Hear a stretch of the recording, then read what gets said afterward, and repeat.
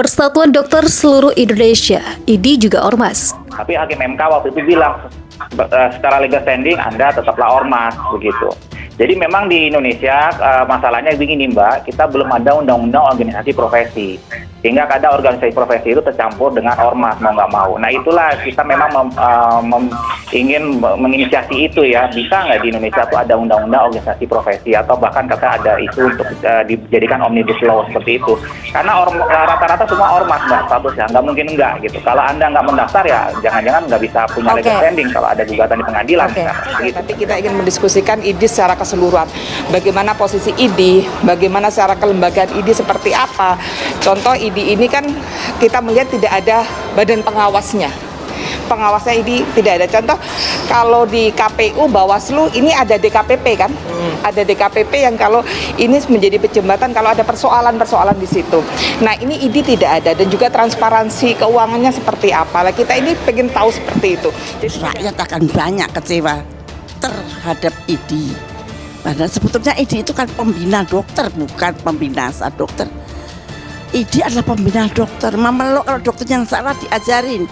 Kalau dokternya ada kesulitan ditolongin. Seharusnya IDI itu begitu. Kita bayar loh tiap bulan. Gitu. Tapi juga kita akan mempanelkan dengan ahli hukum. Ya, sehingga dengan demikian tentu kita akan mendapatkan perspektif yang betul-betul clear. Sehingga nanti ini bisa dicarikan solusinya. Sebetulnya kalau Komisi 9 itu harapannya ini menghindari kegaduhan saja ya. Jadi kita berharap antara Dr. Terawan dan IDI ini bersatu lagi, kemudian duduk bersama-sama berdiskusi, ya dialog lah gitu kan. Dr. Terawan bukan orang asing. Persatuan Dokter Seluruh Indonesia, IDI juga ormas.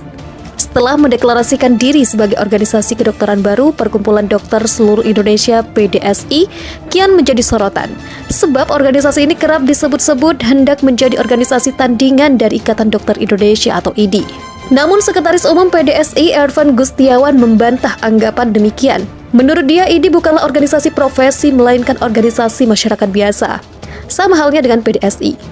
Tidak ada undang-undang organisasi profesi di Indonesia. Jadi IDI itu pun ormas, ucapnya kepada Gatra.com pada Jumat 29 April. Lebih lanjut, Ervan mendorong agar Dewan Perwakilan Rakyat DPR membentuk undang-undang organisasi profesi yang memang belum pernah ada di Indonesia. IDI memang tertulis di Undang-Undang Praktik Kedokteran. Di situ hanya tertulis organisasi profesi untuk dokter adalah IDI, tapi tidak tertulis satu-satunya, tidak ada tertulis satu-satunya. Ia menambahkan, sebelumnya Ketua Umum PBID, Adib Kumaydi, menjelaskan perbedaan antara organisasi profesi dan organisasi masyarakat ormas. Menurut Undang-Undang Nomor 17 Tahun 2013, ormas dibentuk oleh masyarakat secara sukarela berdasar kesamaan aspirasi, kehendak, kebutuhan, dan tujuannya untuk berpartisipasi dalam pembangunan negara. Adapun organisasi profesi memiliki ciri tunggal untuk satu jenis profesi. Kegiatannya dibatasi profesionalisme dan etika. Selain itu juga untuk mengambil keputusan dalam berorganisasi harus ada forum rapat bersama. Ervan melanjutkan, organisasi kedokteran di luar negeri pun tidak ada yang tunggal.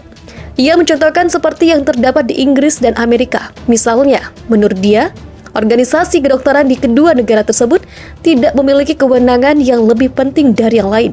Dan yang mereka kerjakan adalah bikin lembaga bantuan hukum kalau anggotanya digugat pasien, koperasi, atau beasiswa, itu yang seharusnya dikerjakan IDI, ucap Ervan. Ervan juga mengatakan IDI juga tidak dapat menjadi induk dari organisasi kedokteran di Indonesia. Ia menegaskan bahwa kolegium atau organisasi profesi kedokteran seharusnya menginduk ke Konsil Kedokteran Indonesia sebagai perwakilan pemerintah bidang kedokteran bukan di bawah IDI. Wewenang itu adalah di konsil. Konsil itu dilantik langsung oleh presiden. Jadi IDI itu nggak masalah kalau pecah.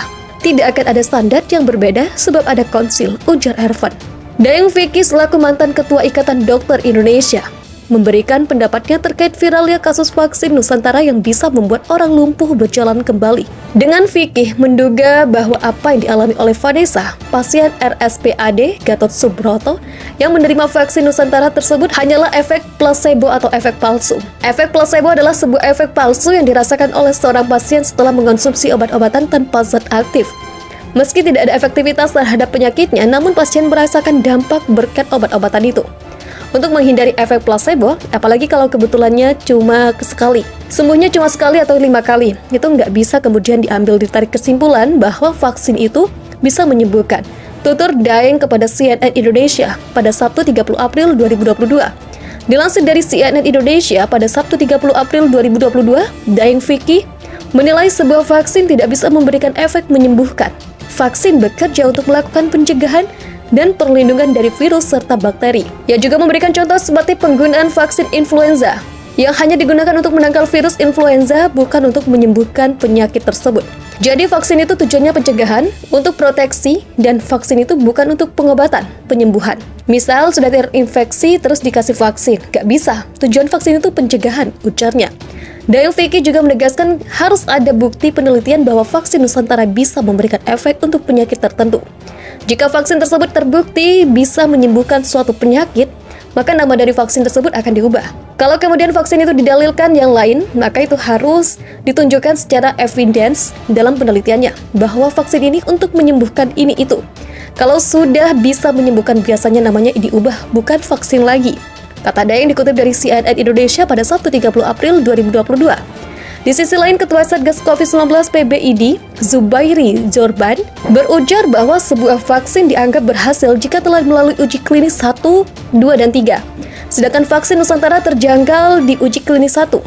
Tidak bisa hanya berdasarkan klaim, tidak bisa hanya berdasar pokoknya aku sembuh.